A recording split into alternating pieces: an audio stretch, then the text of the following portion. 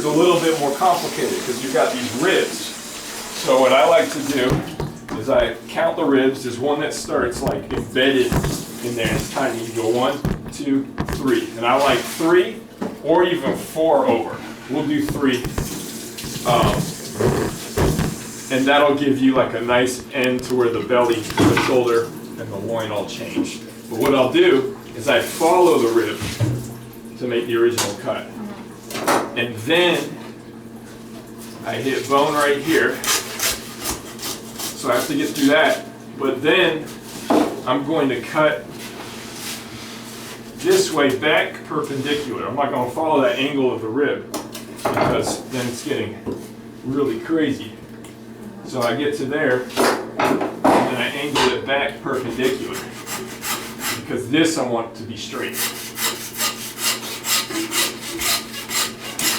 And I got to get through this bone, but then I know there's a shoulder blade under there. So I can cut down with the knife as far as the shoulder blade, and then I've got to saw again. Simon, you were saying the saw creates what? Like little shards? Like this little bit of stuff. So you want to avoid that. If you want it, I mean, this is about being tight, you know, so you don't have, like, you could just saw the thing up. I want to encourage the idea that butchering is not something really, this is all meat. Everything here is meat or bone, and it's like nothing can really go wrong. You could cook all of it in a stew, and it's gonna be fantastic. So if you mess up how you cut something, you can make up for it just by cooking it nice, like slow. If you haven't cut it in a way that'll make it tender, you could cook it slow. Yeah. And if it's sort of torn up, that's fine. But if I'm trying to make it really pretty, I want to take my knife and do a straight cut. A clean cut. As opposed, and then, you know, there's a little bit to that as far as like if you have lots of broken surfaces, there's more places for things to go bad. Just using the right tool for the job makes it slightly better. So that if you follow that practice, it's helpful. That's the Steiner. So now we've got the loin and belly primal. Can anybody see where that bacon's going to start showing up and where a pork chop starts showing up? So now it makes sense when you see that, and you can see on this side you kind of have the same thing, but you can see that this stops really being bacon here and it's starting to fan out and the muscles are starting to change, and then right here it stops really being a pork chop because we've got a shoulder blade and we have other seams of meat starting, and we have a little bit of that loin meat, but after this it just is going to go and it's going to change. So that's why we picked this spot, basically. What do you do with the bones? We render them for broth, or we have given them out to our customers for free, basically, as a thing. But we've had a lot of people asking for bone broth recently, so we've been making most of it into broth. So then, the shanks are these lower leg portions. They're essentially their anatomy slightly different than us. So I'd say it's really like their forearms, but then they still have like a long leg after this. It's just really skinny, you know? So if you can imagine a pig's skinny little leg, it sticks out here. But this section is essentially their forearm, and then this is like their shoulder. But their shoulder, this is like embedded in all that meat. So shanks are these short little leg protrusions off these big primals. So there's one on the ham, there's one on the shoulder. They look different. There's two types of shanks basically. So like it's gonna have a slight difference in the result when you cook it.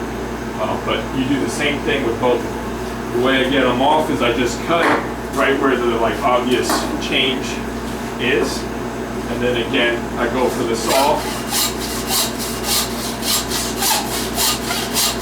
And these are big joints, so you got a good bit to saw for, and then I'll cut the last bit off. So this here is a shank.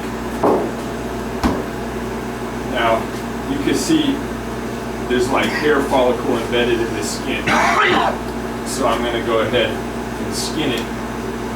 You know, skin on pork has its definite advantages, but a lot of people often don't want skin. So what is the advantage? you're protecting it when you cook it, for one, depending on what you're cooking and how. Like we did skin on loin yesterday for Thanksgiving on the grill, and we were saying how it caught on fire because the grease that I was helping the customer. But it just burned the skin up, and everything inside was beautiful. So it's sort of like, I mean, I treat the skin like a protective lining in general. So like when we go from that hairy animal and clean it up, you basically have it packaged. So all this meat has never seen the light of day. So now I can just take this skin off and start with a completely clean surface. And it works the same way in cooking, essentially. Now, if you really get it awesome, which is difficult to do, you can cook the skin on the roast to where the skin is like a delicious crackling, you know? But I think that's quite difficult to get that down just right. So what often happens is we end up taking all the skin off, all the pork, and then anybody who wants to cook skin separately cooks them. So again, those folks from Burma sometimes grab them. My in-laws are from Colombia. They eat a lot of chicharrones, like in Colombia, fried skins. But other times we just compost it. Depends. So here we have a pork shank trimmed up. And that's a good one to, for soups or? Perfect, yeah. So yeah, I'll try to back up a moment on the way I view all this is there's essentially quick cooking things and slower cooking things, and the ones that cross over. And the shank is like an absolute slow cooking piece of meat. Like, what we're looking at is tendon, connective tissue, joint, and cartilage. All things that are very tough, very chewy. If you just tried to like sear that thing and gnaw on it, it'd be like some chew, you know, which people in other cultures do, but we're very used to trying to not chew on things. You can see those tendons running on it. And so, I mean, they're like ropes, you know, they're designed to turn and like hold things together, they're structural. If you slow cook it, it's gonna all fall apart. And the other result is that you're gonna have, from that one little shank, you can make a large pot be full of thick pork broth that you can use for everything, right? So it's a great cut that's only $3 a pound to add to like one big old pot, and now you've got pork taste, some meat, and like that hardiness all from the one little cut. How many hogs do you do per week? It all depends, but we've already done two.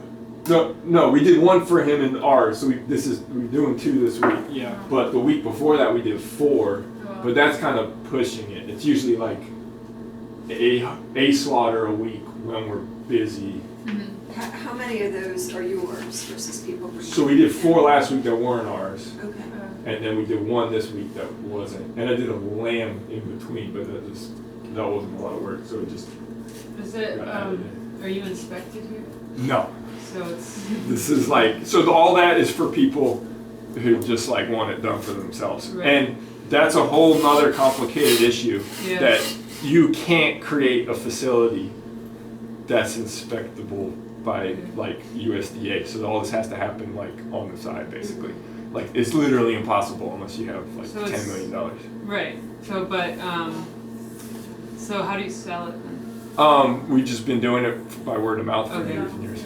We got into pet milk when we started our farm, which is like, so it immediately puts you off the main path because you're doing a thing that's like on the margin. Yeah. But we believe very strongly in the idea that this should be happening on farms because it's been happening forever. It happens all over the world.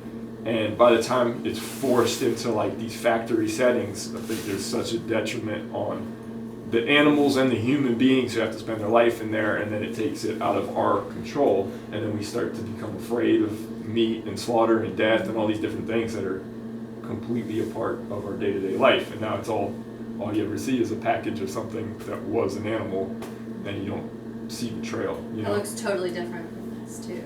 Right. Right, how it happens. So right here is the shoulder cut. So I took that shank off. This whole thing is called the shoulder. We often recommend weddings and stuff to buy this piece when they ask us for a whole hog for barbecue or something.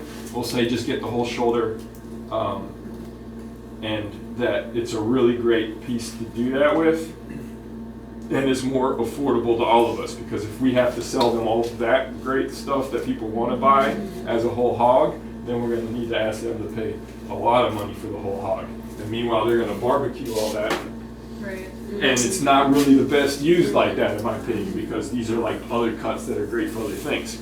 Simon, what did you just cut off that you put in the comments? I just trimmed, like, so this is, often there's the areas that are exposed when we do the slaughter. Okay. So there's the spot where I stuck it with a knife when I killed it, Oh, okay. right here, to cut its main carotid artery to let it bleed out.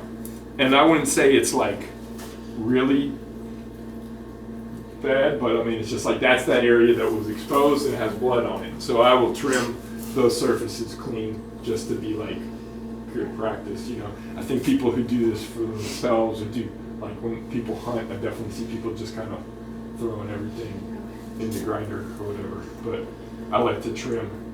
And then there's also some lymph nodes. So on an animal like this, almost the only thing you gotta watch out for are lymph nodes. Here's a lymph node. So everything else in the animal is totally fine. But there's these little bean-like things that thing is a lymph node, and we remove them. They won't hurt you really either, but it's like to have that flavor, and you don't necessarily want them, you know. They just pop up in random places. They're not random, but you know, if you're just cutting and you're not that aware of it, then it'll seem sort of random. But they follow. It's like the things that swell up on you when you're sick. So like under the cheek. So they're primarily. Groin, yep. There's one in the ham, like a